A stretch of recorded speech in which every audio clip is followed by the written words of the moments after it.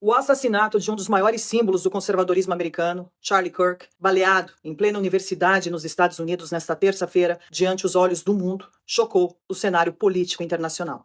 Kirk, de apenas 31 anos, era fundador da organização Turning Point USA e um dos principais debatedores conservadores da juventude americana. Conhecido por desafiar estudantes em debates livres, muitas vezes com sua famosa placa Prove Me Wrong, prove que eu estou errado, Kirk inspirou milhares de jovens e se tornou uma das vozes de destaque na defesa de valores conservadores. Sua execução em público, diante de centenas de pessoas, não é um ato isolado. Ele se encaixa em uma linha histórica de violência política que já vimos se repetir ao longo dos séculos e que sempre trouxe consequências devastadoras. Em 28 de junho de 1914, o arquiduque Francisco Ferdinando, herdeiro do Império Austro-Húngaro, foi assassinado em Sarajevo. O tiro de um militante nacionalista desencadeou a Primeira Guerra Mundial. A morte de um homem se tornou o estopim para 4 anos de carnificina global. 2 décadas depois, o mundo mergulharia novamente em trevas. A Segunda Guerra Mundial não começou com bombas, mas com palavras. Regimes totalitários usaram a propaganda para desumanizar opositores. Na Alemanha nazista, opositores e minorias eram chamados de traidores da pátria, enquanto na União Soviética e em outros regimes comunistas, conservadores e adversários políticos eram rotulados como inimigos de classe. O processo seguia sempre a mesma lógica. Primeiro, eliminava-se moralmente o adversário, desumanizando-o. Depois,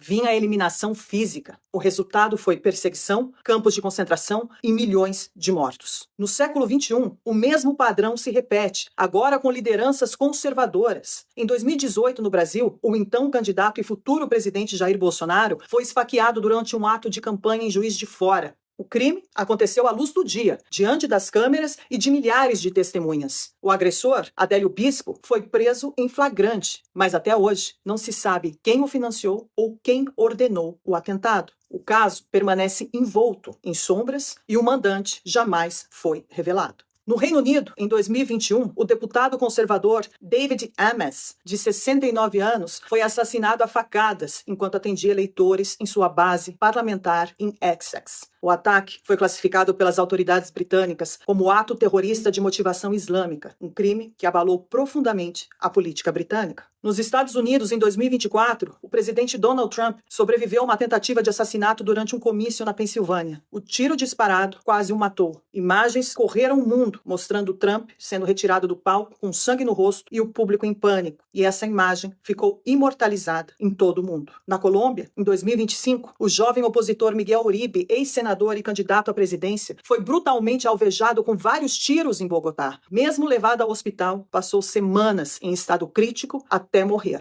Sua execução foi um duro golpe para a oposição ao governo esquerdista colombiano. Na Alemanha, 7 candidatos do partido conservador AfD morreram em circunstâncias misteriosas às vésperas de eleições regionais. Oficialmente, as mortes foram atribuídas a causas naturais, mas o número incomum de casos em tão curto espaço de tempo levantou suspeitas de conspiração e deixou o país em alerta. E agora, nos Estados Unidos, o comentarista e líder conservador Charlie Kirk foi baleado e morto durante uma palestra universitária. Um tiro certeiro na jugular que encerrou a vida de um dos maiores defensores do conservadorismo jovem americano diante de centenas de estudantes. E muitos deles ficaram felizes. Charlie Kirk got shot and killed. How do you feel? Happy. Goodbye. Wow.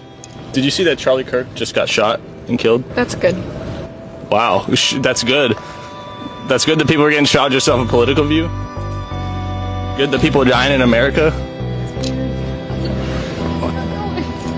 A cronologia mostra um padrão. A violência política tem sempre o mesmo alvo, ou seja, a direita. Diferente do passado em que regimes precisavam de grandes aparatos de propaganda, hoje basta um rótulo para justificar a violência. O termo extrema-direita deixou de ser uma classificação política para se tornar um código de desumanização. A mídia, que deveria ser guardiã da democracia, tornou-se cúmplice da tirania. Em vez de noticiar crimes contra conservadores, primeiro os rotula como extremistas, radicais ou negacionistas, para só depois mencionar a violência sofrida. Essa inversão transmite uma mensagem clara e objetiva. Segundo eles merecem a morte. Assim, a imprensa prepara o terreno para o assassinato moral e normaliza o assassinato físico, repetindo a mesma lógica da propaganda nazista e comunista do século XX. Ao desumanizar opositores e transformá-los em alvos, a mídia não apenas relata os fatos, ela estimula o ódio, ela legitima a violência e se torna cúmplice dos crimes contra a direita. O mais chocante, após o assassinato de Charlie Kirk, não foi apenas o atentado em si, que já é devastador, mas a reação que tomou conta das redes sociais. Em vez de luto ou indignação, houve comemorações, piadas cruéis e até convocações para que outros líderes conservadores também fossem mortos. Essa exaltação da violência não é novidade na história. Regimes totalitários sempre transformaram o assassinato de opositores em um espetáculo público. Os nazistas celebravam a eliminação de traidores. Os comunistas aplaudiam a execução de inimigos de classe. E agora, vemos a mesma lógica ser reproduzida no Ocidente contemporâneo. Quando a morte vira entretenimento e a barbárie é aplaudida como justiça, a sociedade cruza um ponto de não retorno e todo o tecido civilizacional fica em risco. Essa celebração da violência política é um sinal inequívoco de colapso moral. Quando a morte do adversário se torna motivo de festa, a sociedade já não está mais no terreno da democracia, mas da barbárie. E a história mostra aonde isso nos leva. Em 1914, um assassinato político desencadeou uma guerra mundial. Em 1939, a desumanização abriu caminho para o genocídio. E agora, em 2025, estamos novamente diante de um roteiro conhecido. Conservadores são perseguidos, atacados e assassinados enquanto a imprensa relativiza. A história sempre se repete e a esquerda sempre atira primeiro. O assassinato de Charlie Kirk não é apenas o fim trágico de uma vida. É um alarme ensurdecedor para toda a civilização ocidental.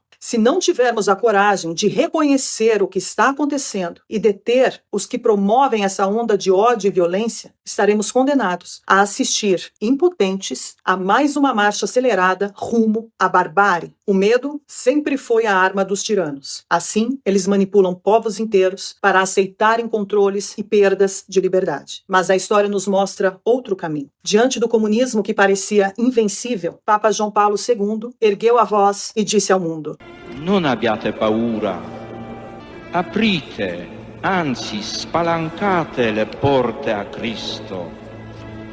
Non abbiate paura. Não tenham medo. Essa coragem mudou a história. E hoje, mais do que nunca, precisamos dessa mesma força para resistir às novas formas de tirania.